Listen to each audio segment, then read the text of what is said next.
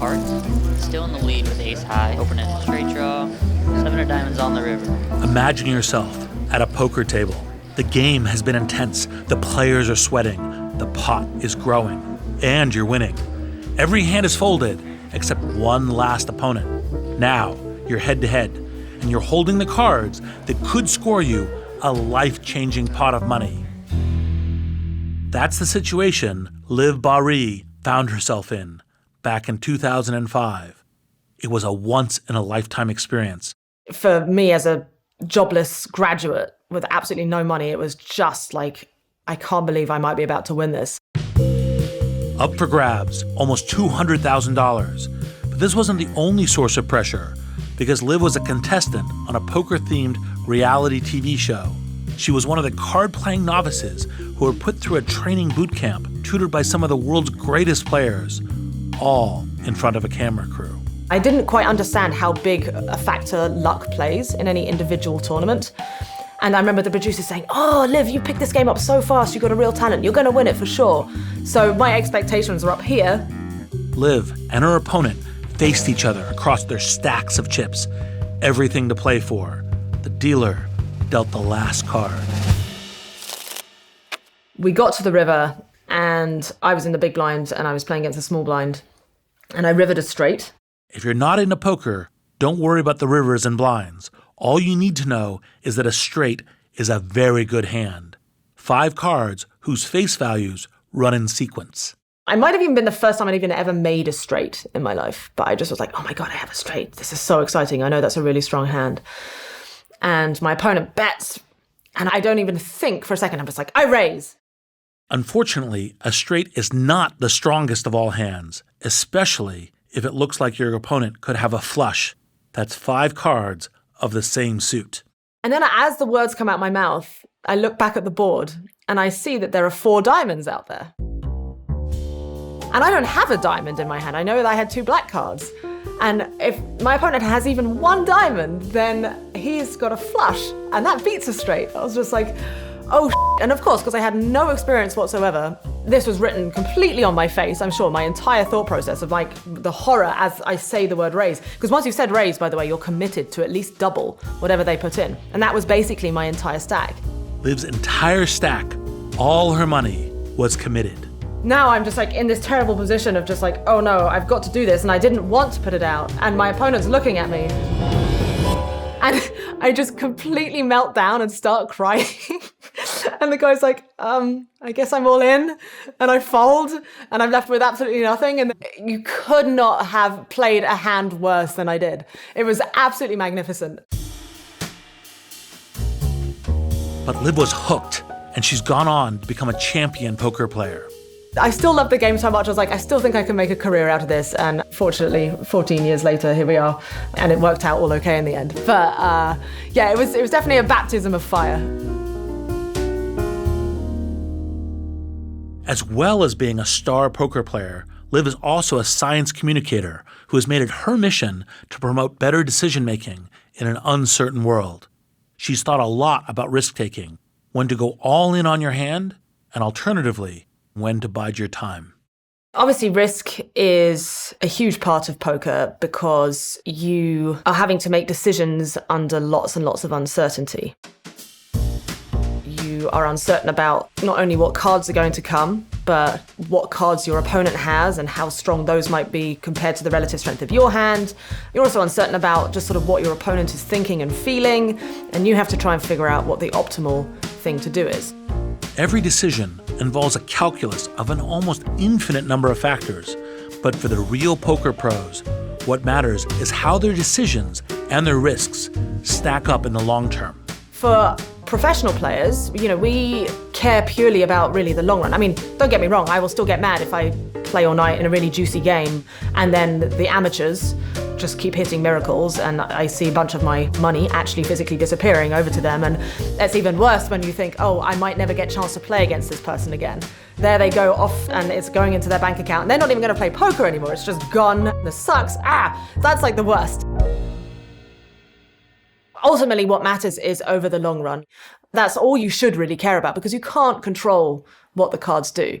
You can just control the quality of decisions you make around them and how you react to what happens. When you want to make audacious returns, it often calls for audacious risks. But you still need to know how to weigh the odds so that you can take those risks at just the right time to maximize the benefit. I believe that the surest way to succeed is to take startling yet intelligent risks again and again. You got to have incredible talent at every position. It's like this huge push. There are fires burning when you're going home. Can you believe it? Such an idiot. And then you go back to, this is totally going to be amazing. There are so many easy ways. So know what to do. I have no idea what to do. Sorry, we made a mistake. But you have to time it right. Oops. Working out of a 3-bedroom apartment. Stuff that just seems absolutely nutballs. 10 years later, I'm like, well, that's just how you do it. We haven't made it. Just how you do it. This is Masters of Scale. I'm Reid Hoffman, founder of LinkedIn, partner at Greylock, and your host. And I believe the surest way to succeed is to take startling yet intelligent risks again and again. It's a common mistake to see planning and risk-taking as opposite ends of a spectrum. In fact, every great plan relies on taking an intelligent risk.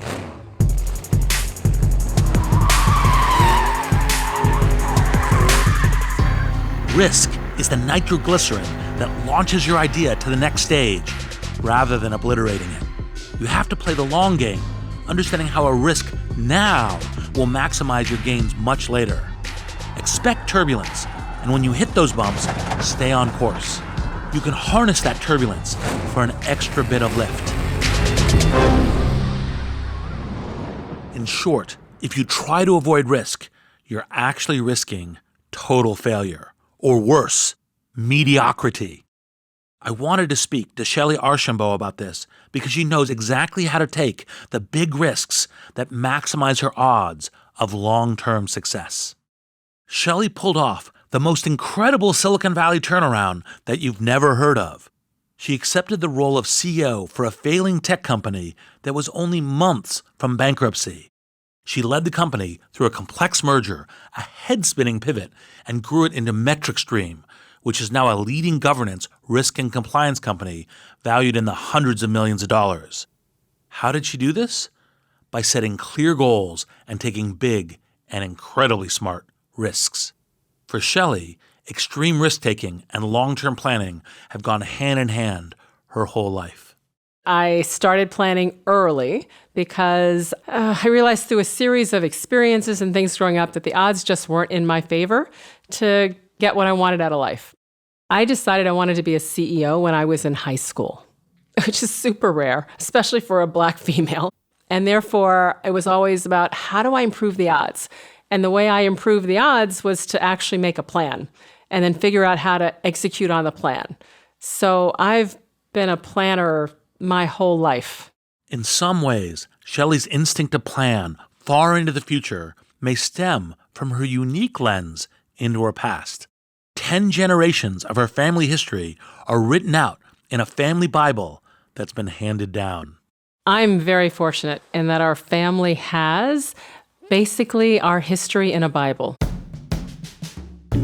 It reflects generations back so that we know who gave birth to who gave birth to who, if you will. It's just a regular Bible that you can tell someone just decided, all right, we use this all the time. This is where we'll take our notes and our documents, and just started writing and recording. History of the Archambeau side of the family.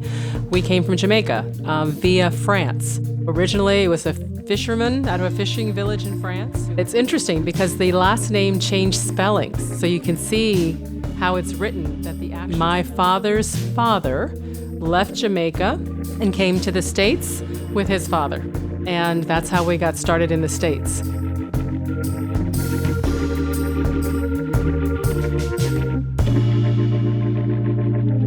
This rich family history gave Shellye a sense of how her life fit into the story of her ancestors. It gave her, she says, her sense of direction. I believe that the combination of the Bible, the paperwork, and just how my family views the importance of family It was very clear to me that I was just a continuation. I always had a sense for the ancestors and the depth of where I've come from. So yes, I do believe that has shaped me. And Shellye's plans for herself started gelling as a teenager.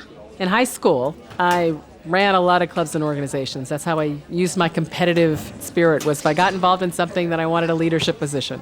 A meeting with a guidance counselor helped Shellye realize what her objective would be. She said, well, what do you like to do? And I said, I love my clubs. I love running my clubs. I'm president of this, vice president of that. Went through the whole bit. And she said, Shellye, leading a club is just like running a business. And I don't know that she expected me to actually take that and turn it into, great, then I want to be a CEO, but that's exactly what I did. I'm like, oh, good, that's what I'll do. I love doing this. Shellye didn't leave it as a nebulous dream. She made an action plan. How do you become a CEO? What are the steps? Where are they? So I looked around to see, okay, where are the CEOs? And you know what? It confirmed my suspicion. I didn't find any that looked like me. Shellye asked herself a question, one that she'd repeat again and again. All right, how do I increase the odds? Well, where do they come from? Business. So I decided I needed to go to the top business school to get the credibility. So did my research. Wharton was the top business school, and it had an undergraduate degree. So Shellye set her sights on Wharton. Most teenagers wouldn't think much past that, but Shellye's plans went way past the diploma. Now, what industry to focus on? Doing the research, you learn that people say you ought to go into industries that are growing. So I said, great. Back then, technology was a growing industry. Great, I'm going to go be CEO of a tech company. But for Shellye, even this wasn't specific enough. Now, what company? All right, again, you look around, might as well go for the top company. Back then, it was IBM. So I'm going to go be CEO of IBM. That's right, IBM. Turned out every single CEO of IBM started out in sales. So I needed to start out in sales, which my Wharton friends thought was nuts. What do you mean you come out of Wharton and you're going to go to sales at IBM, right? That's crazy. You're supposed to go to Wall Street or go be a P&G brand manager, right? All these other things. But that's what I did. To her classmates, starting in sales was a decision and a risk they couldn't fathom. There was a lot of social pressure to take a more prestigious job. But Shellye stayed the course. Once I set a goal and I put things in place, why make a decision that's not consistent with my plan? So if everything's consistent with the plan, it just increases the odds of one, things working out, but two, it just reinforces to me the steps, right, that need to happen.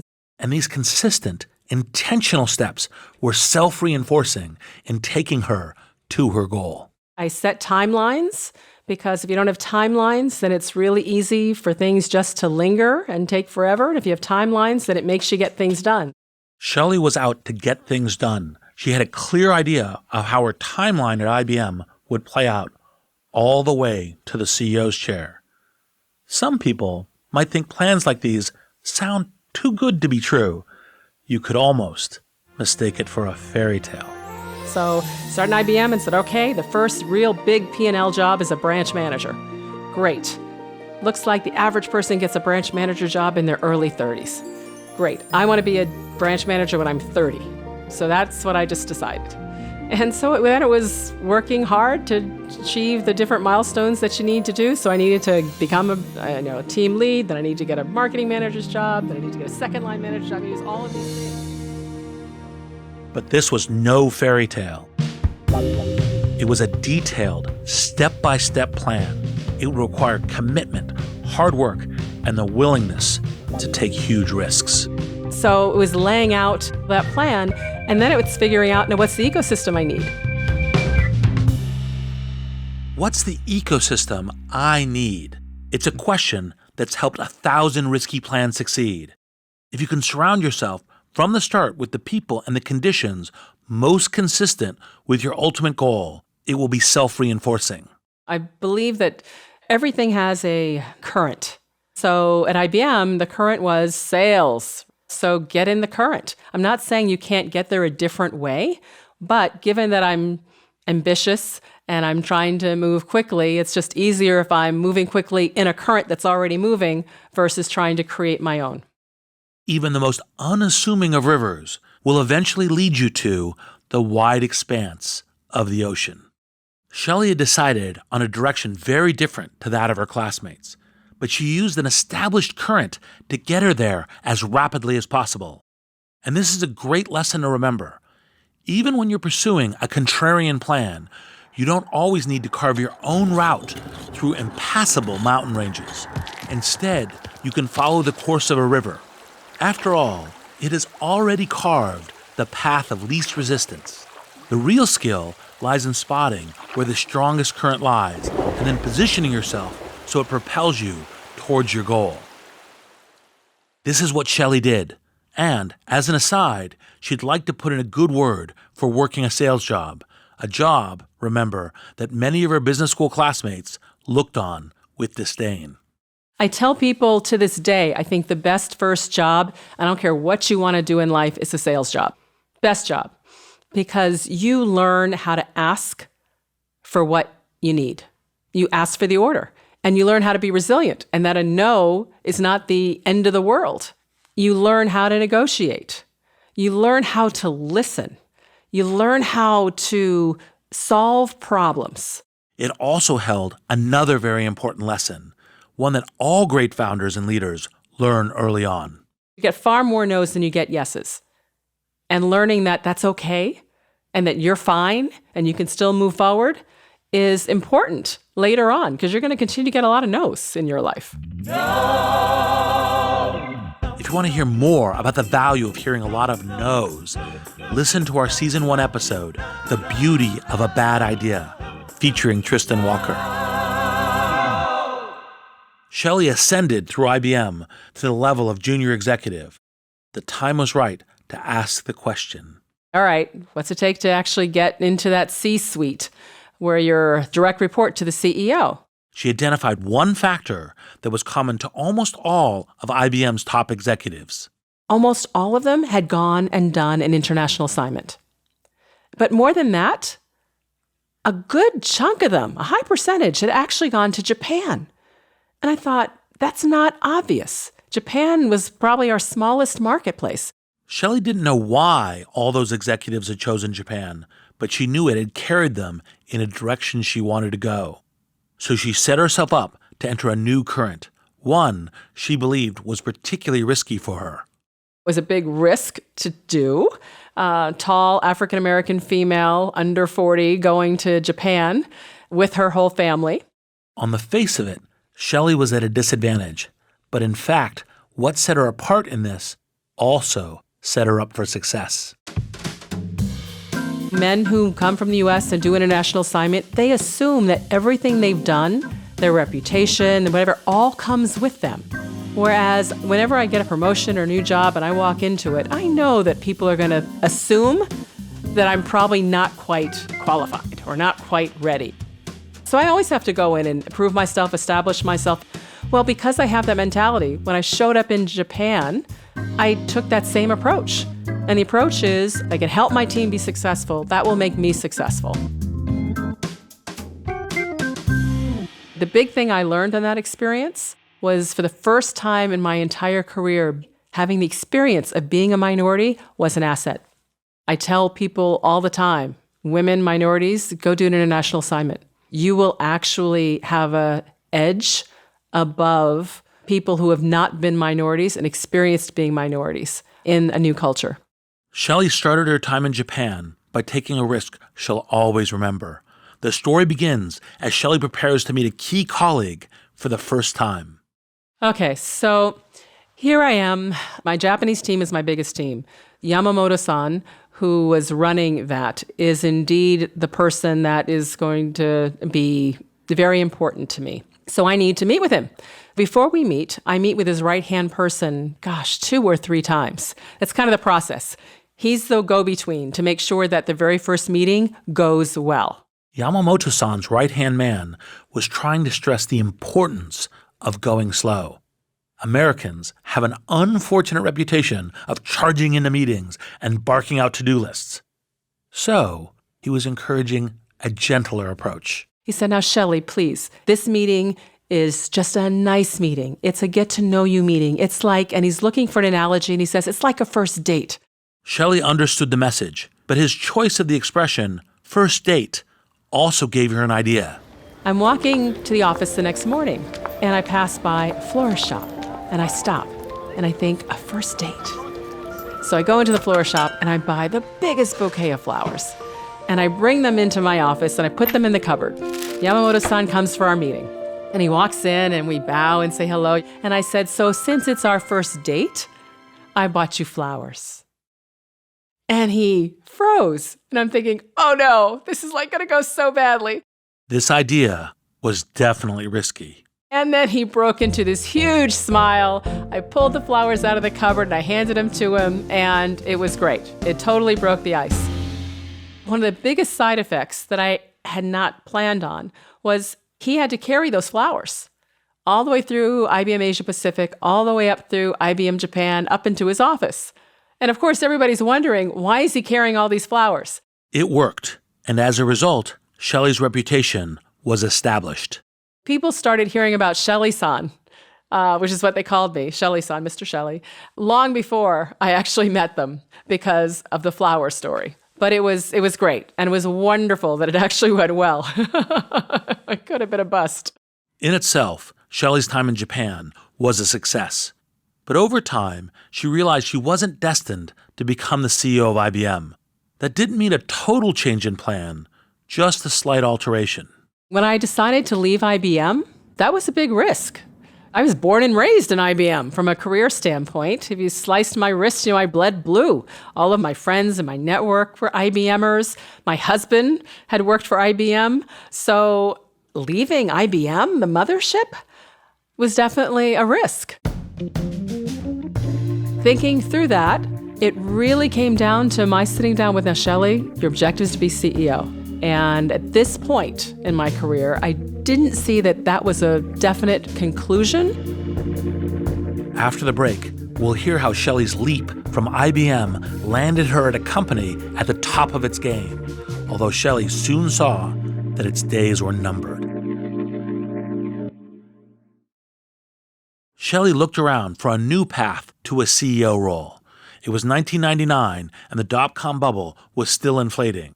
So Shellye took an offer to become the president of Blockbuster.com, the online arm of the video rental agency. Video rentals, a primitive format for the home viewing of movies. But Blockbuster turned out to be a bust for Shellye. As the newly minted head of Blockbuster Digital, she saw the future, and the future looked like Netflix. Although Netflix had yet to launch the streaming service we know today, it was already changing the way that people watched movies by mailing DVDs in red envelopes. Shellye met with Netflix CEO Reed Hastings, and they both saw the huge potential of a partnership. Reed came out to Blockbuster and pitched, let's take Blockbuster.com, the brand, let's take Netflix, the technology, put them together, and spin it out and have Blockbuster.com Inc. Shellye pitched this idea of a Netflix-Blockbuster partnership to her CEO. And I'll never forget, my boss, the CEO at the time of Blockbuster, he just sat back and said, if that ever becomes anything, we'll just buy it. Because Blockbuster was a big business at that time. And I'm sitting there thinking, what? Are you crazy? And that's when I knew that this was just not the place for me to stay. And history is written. Blockbuster is long out of business, and Netflix is one of the top brands in the world. It was time for another reassessment of the plan. Shellye left Blockbuster to become executive VP for sales and marketing at LoudCloud. The company, founded by Ben Horowitz and Mark Andreessen, was the perfect place to get the exposure and experience Shellye felt she needed before going for a CEO position. But just as she was ready to make the move, the dot-com bubble burst. Suddenly, the odds of her plan working had lengthened dramatically. All of these dot-coms, all these small companies are basically going out of business. And as a result, there are CEOs in the wings looking for jobs that have CEO experience, that have Long Valley tenure, that probably are STEM background, a lot of engineers. Well, Shellye is not from the Valley. I've not been a CEO before. So what are the odds that I'm going to go get an A-play company? 0. A-plays go to people that the VCs and investors already know, that they feel are absolutely going to be successful, right? So fine, I'm not going to get an A-play. Could I get a B-play? That's probably going to be challenged too, just given the environment. So Shellye took a calculated risk and moved her way further down the alphabet. So I said, here's what I'm going to do. At IBM, a lot of the jobs I took were fix it, turn around, broken things, etc. I said, I know how to fix things. I'm going to go after a C- to D kind of play. I'm going to go after a problem child, but at a top-tier venture firm. Note how Shellye wasn't being any less ambitious in her plan, nor was she hedging her bets. Rather, she was readjusting her timeline and maximizing the return on each possible outcome. And the reason I picked that strategy is I said, all right, if it doesn't work, nobody thought it was going to work anyway. But at least I've had a top-tier VC behind me. They've had a chance to see what I can do and who I am, and therefore hopefully get another opportunity. So that was my worst case. Can you live with it? Best case was if I can take something that's broken and I can fix it at a top-tier firm, I can then basically decide what I want to go do next because I will have proven myself. These constant risk assessments that Shellye makes seem simple enough, but being able to do them while sticking to your plan is far from simple. So the worst risk I could live with, and I thought the opportunity itself was actually super high. So to me, that's the right kind of equation. So that's what I went after. And that's when I came upon Zaplet and Vinod Khosla at Kleiner Perkins. That's Vinod Khosla, co-founder of Sun Microsystems and then partner at investment firm Kleiner Perkins. Zaplet was focused on providing interactive HTML in email. They were ahead of their time. This was before Gmail. I remember tracking Zaplet as kind of an odd effort into a technology that had some traction, but no business model and no strategic plan. In 2004, when Shellye came across Zaplet, the company really fit the bill for a D-level company on the edge of collapse. It was crazy, if you think about it. I took a job where I was CEO of a company that was running out of money, that hadn't sold like a new customer in quarters, that most of the investors, had mentally written off. And why do I want to be CEO of a company like that? What's completely broken and needs to be fixed and turned around. So high risk. But there were two factors Shellye needed to know more about before she could calculate whether taking on Zaplet was worth the risk. The first was Vinod Khosla himself. So I said, you have a reputation of being very forceful and of sometimes whipsawing companies, around. I said, I just need to know, are you hiring me to be the CEO of Zaplet, to run it the way I feel it should be run? Or are you hiring me to be CEO of Zaplet to implement your strategy and plan for the company? I just need to know which job you're hiring me for. Pretty risky to ask that kind of question. Here I am trying to find a job, right? And so anyways, he looked at me for what seemed like 10 minutes. It wasn't. Leaned back, and then he smiled. And he said, I am forceful. And yes, I have strong opinions. He goes, but I hire CEOs to be CEOs. And I said, okay. The second risk factor was Zaplet's product. It was failing. But Shellye thought there could be potential in the underlying technology. My view is if I had a platform, you can repurpose platforms to almost any area and space. So if I could just figure out a problem that we could solve, then we should be good. So that was my strategy. So Shellye signed up for Zaplet.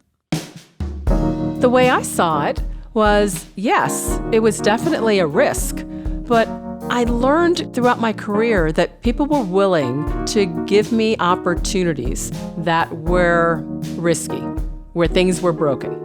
And I could get those opportunities more easily than get something that was working well. But you might think it uncharacteristic that Shellye had no fixed plan for how to dig the company out of its hole. I did not have a plan going in. When I say did not have a plan, that's not fair. I didn't know what the answer was. I had a plan on how I was planning to figure out the answer. Note that although Shellye is always following a master plan, that does not mean she allows herself to be limited by it. For some people, a plan is like a childhood comforter, Having it in hand is reassuring. But if you're tossed overboard and keep clinging to that comforter as it becomes weighed down with water, it will drag you down with it. While Zaplet's platform was salvageable, the company name was tarnished beyond repair. Here's where Shellye's plan to ensure the backing of a big VC firm paid off. I couldn't just go raise money because Zaplet's tainted. We needed to do something different. So Vinod identified a company called MetricStream, which was smaller than us, and they were really doing operational compliance, but it was close enough. And they were apps people, right? So we put the two companies together, took MetricStream, much better name than Zaplet for the enterprise. And with that configuration and a new business model and plan, we then raised money with Kleiner as our lead and basically redid the company. A merger is never simple. Shellye's plan was fraught with risks.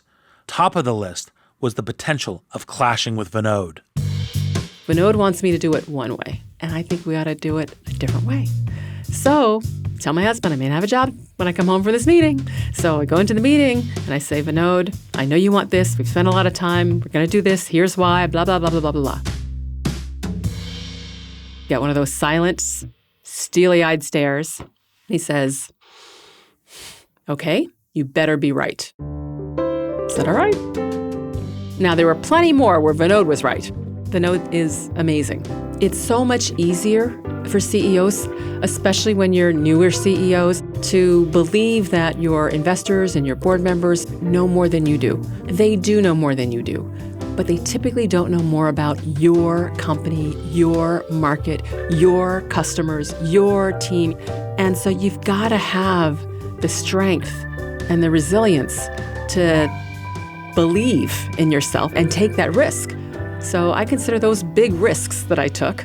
Right thing, big risk.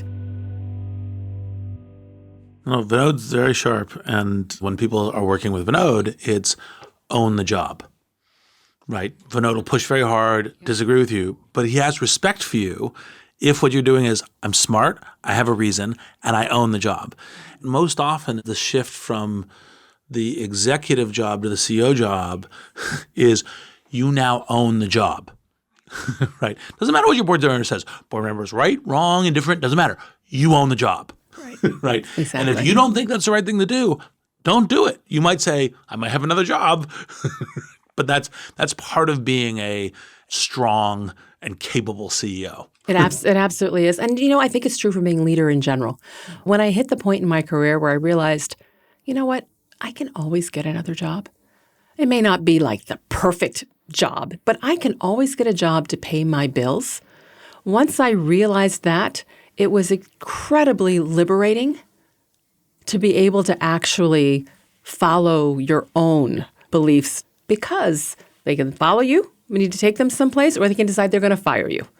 That's really the choice. And back to risk reward. Can I live with it? Can I not? But it gives you so much more freedom when you realize that you can.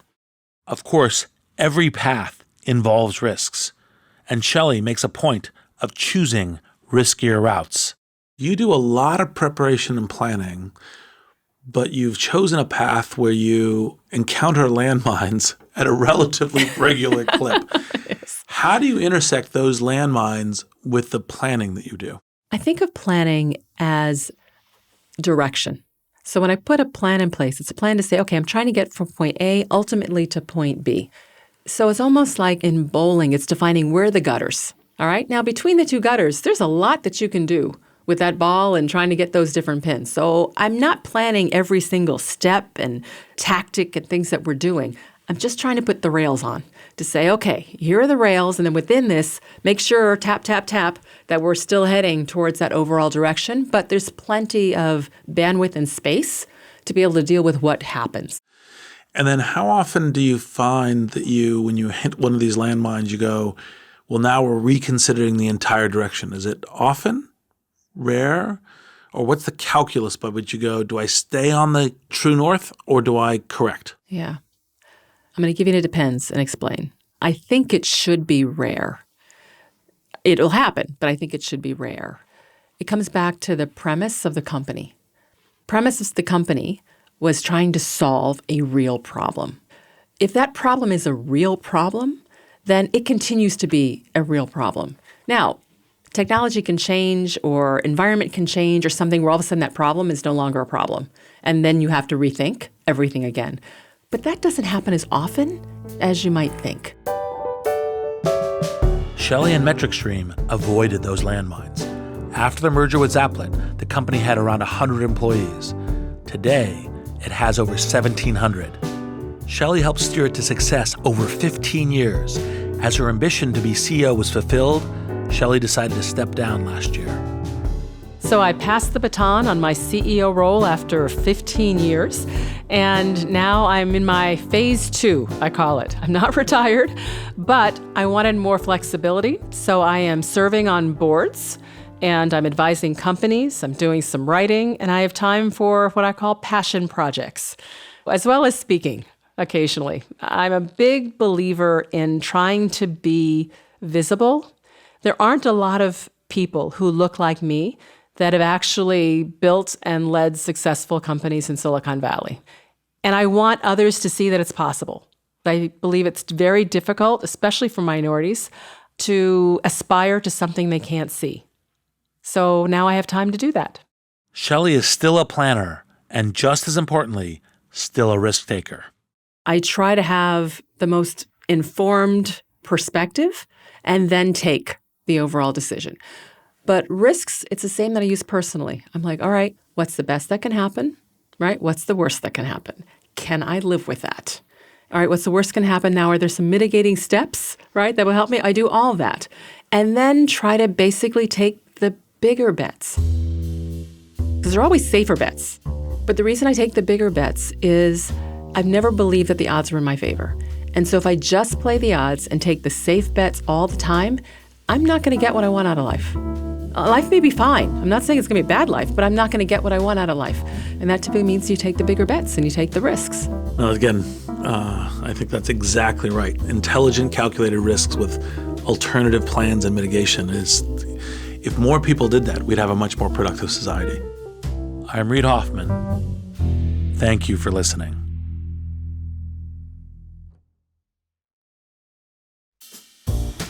Masters of Scale is a Wait What original. The show is recorded on-site in California and produced at the studio inside SY Partners in New York. Our executive producers are June Cohen and Darren Triff. Our producers are Chris McLeod, Adam Skuse, Jenny Cataldo, Dan Kedmi, Jordan McLeod, and Ben Manila. Our supervising producer is Jay Punjabi. Original music by Allison Leighton Brown. Sound design, mixing, and mastering by Brian Pugh. Special thanks to Chris Shea, Bob Safian, Elisa Schreiber, David Sanford, Saida Sepieva, Christina Gonzalez, Sarah Sandman, and Lauren Passell. Visit mastersofscale.com to find a transcript for this episode, and be sure to subscribe to our email newsletter.